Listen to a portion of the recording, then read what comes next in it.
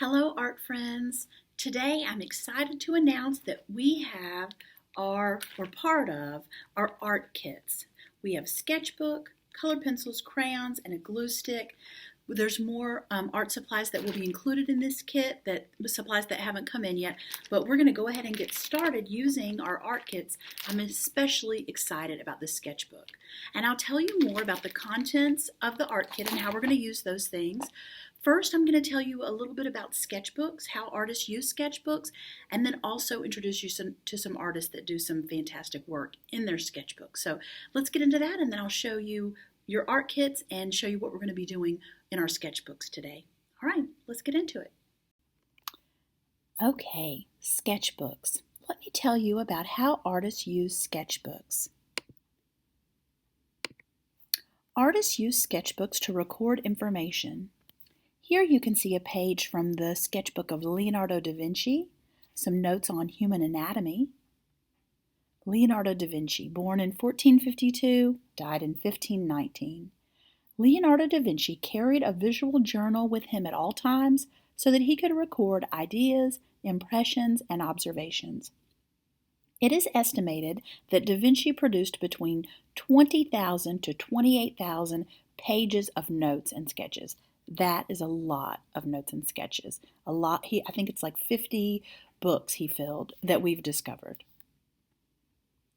Artists use sketchbooks to plan out artwork. Now here's a page from Edvard Munch's sketchbook, and you can see the references to that sketch in this painting that he did, a very famous painting called The Scream. You see that landscape in the background? So he's planning in his sketchbook. Now here's a page from my sketchbook.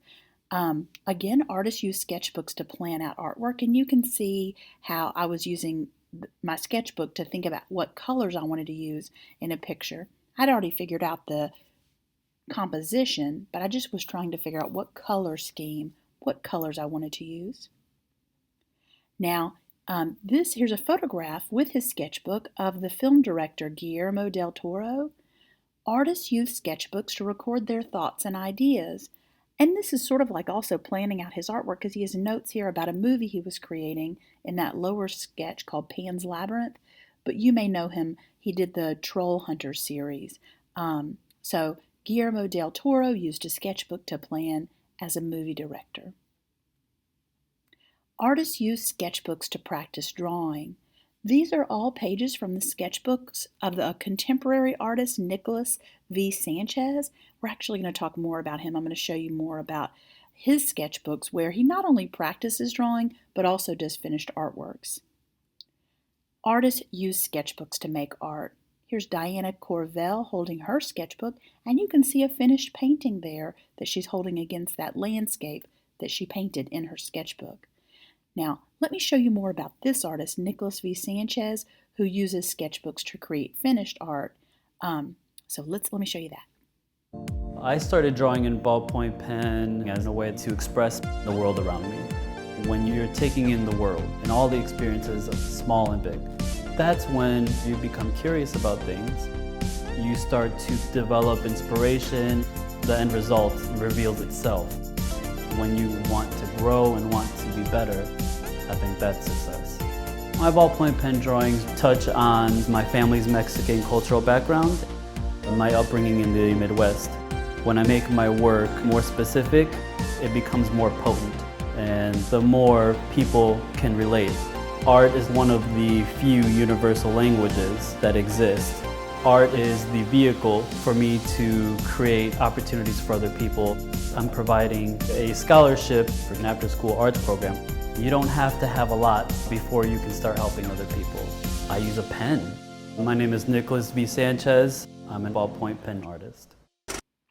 Okay, I love that artist. And he also reminds me again that it's not what you have, but how you use what you have. He creates all those beautiful artworks with just a ballpoint pen. Just a 4-color ballpoint pen. Pretty amazing. So I have my materials from my art kit laid out here, and you'll have these same materials, including also a glue stick. And we are going to, and you'll have a label with your name, what we're going to do for the first page of our sketchbook is create a reference page so that we can just get a chance to practice in our book and make a note of all the colors of our color pencils and also the crayons that we have. And I've now sped this up so that you can see, not have to wait for me, the time that it takes to do this. And I'm just making a note there, crayons, and I'm writing down the name of all the crayons and doing a little fade, color darkly, color hard, and then lighten up that pressure. Practice creating a fade with each of my colors of crayons, and I'm going to do the exact same thing with each of the colors of my color pencils. So it's pretty straightforward. The name of the color is actually on the color pencil and the crayon, so you can reference there to see how to spell that, and you can see right on the box where it says colored pencils, and the names of those colors are actually on the back as well. This gives us an opportunity to use all the materials in our kit just to get a little familiar with them and to see exactly what those colors look like on this paper. So pretty straightforward. That's the first step, and then now let me show you the second step. After you have the names of all the colors, you're going to practice some different techniques. And I prefer and I suggest trying this with a color pencil because they have a more pointed point. And there are 4 different techniques that you're going to try. And you can see I've written techniques, and now I'm writing underneath each shape. And I've drawn circles, but you could draw squares. It doesn't really matter what contains the technique. A technique is how you use a material. And there's 4 different ways. Hatching, which is just lines going one direction.